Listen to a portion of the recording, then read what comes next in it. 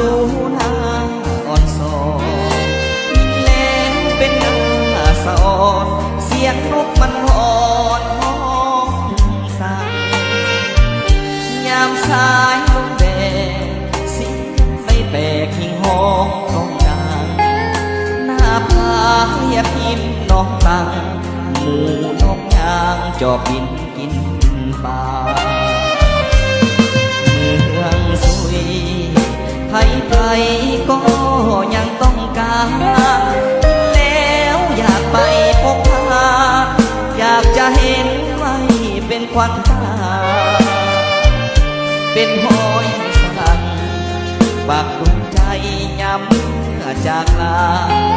น้องตั้งคำเขาลือสาอาบเย็นกายยายำลงแล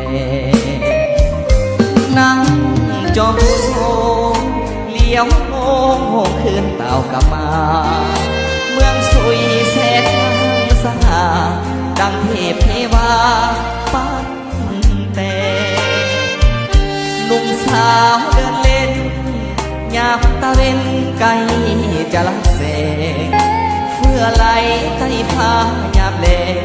สุขสมทุกแห่งเมืองสุย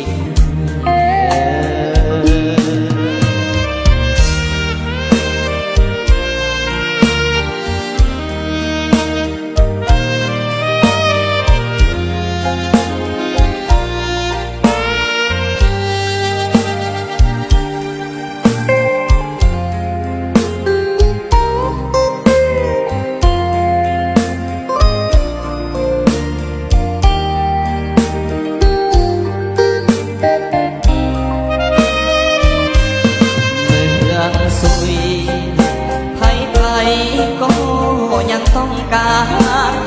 แล้วอยากไปพบหาอยากจะเห็นไว้เป็นควันตาเป็นห้องสั่งปากดวงใจย้ำจากลาน้องตั้ง